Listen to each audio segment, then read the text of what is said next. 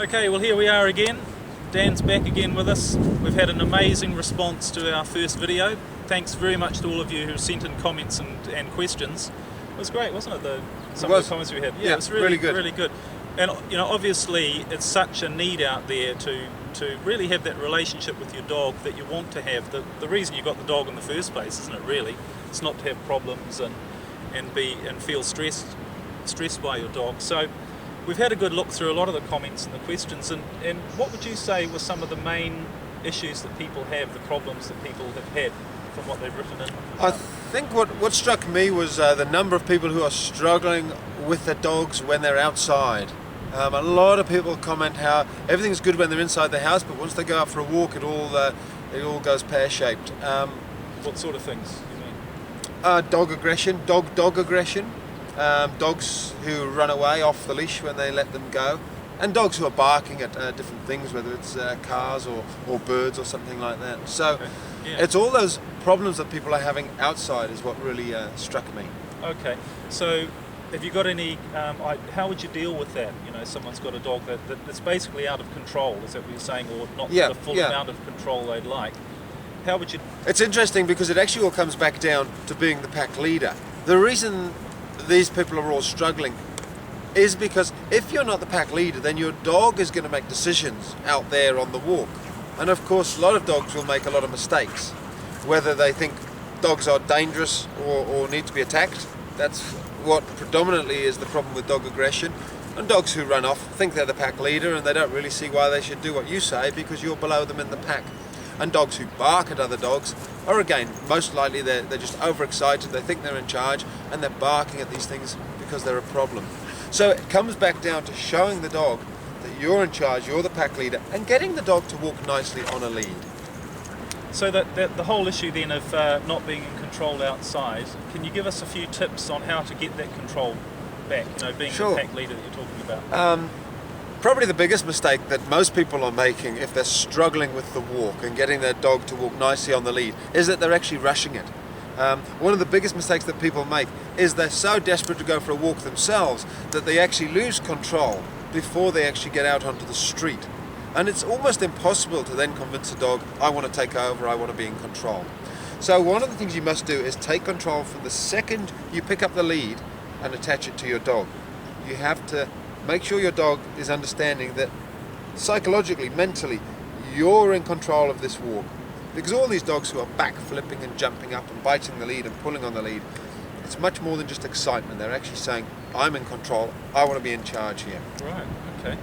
So one of the things I can show you is exactly how to go about convincing your dog that you're in charge using this little technique. That'd be great, yep. So this is my dog Peanut, and it's important to recognize that this is what you should be doing at home. I've already done this at home, which is why I'm able to demonstrate it here, and it's going to work so well because I've got total control over my dog. But this is what you should be doing at home. When you bring the lead out, it's absolutely crucial that you wait for your dog to calm back down before you attach the lead on your dog. What so many people make the mistake of doing is they bring the lead out, and on a scale of 1 to 10, their dog jumps up to level 5 straight away. If you then attach the lead to your dog, the stress levels and excitement level will jump to a level 6. Your dog will pull you to the door at level 7. You'll go through the door, your dog will be at level 8, out of control. Down the path at 9 and through the garden gate at 10. Your dog will be absolutely out of control, pulling like crazy, and totally believe it's in control of the walk. What you must do is bring the lead out and then wait for your dog to totally calm down and relax. And then you say, Peanut, come here. Good girl. And you attach the lead to your dog and you wait until the lead is like that before you move anywhere. If your dog is pulling, you stand still. You just wait and your dog will stop pulling eventually. The other thing you can do at any stage is this. Take the lead off again. Both of these things are showing the dog that you're in control. And it's by convincing the dog from the very beginning that you're in control and carrying on all the way through until you're out on the street that's going to allow you to have total control of the walk, be the decision maker and be the pack leader. Okay, well that was great, Dan. Well, thank you very much. And of course, one of the great things about video is that, and we're going to leave these up for a while, so you can replay them and watch them a few times if you want to really get the gist of what Dan is saying. And that's the beauty of video, isn't it? And I think that's a little bit about what your new product that's coming out in a few days is going to be about as well, which we'll maybe talk about in the next video. But I think for the next one, we were so blown away by all of the a lot of the questions. We'd like to go into a little bit more detail. So next time, if it's okay with you, we'll have a bit of a question and answer. We'll get out some specific questions that are maybe quite interesting about what people are, and you can give some specific answers to specific questions. I'm sure that'll be useful for people. You okay with that? Sounds good. Great, okay. So watch out for the next video. It'll be probably a couple of days, 2 or 3 days. Keep sending us all your questions and comments. We really appreciate it. It's great, isn't it, to see what people are saying.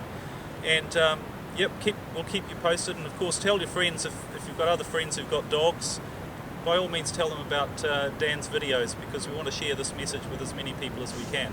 Thank you.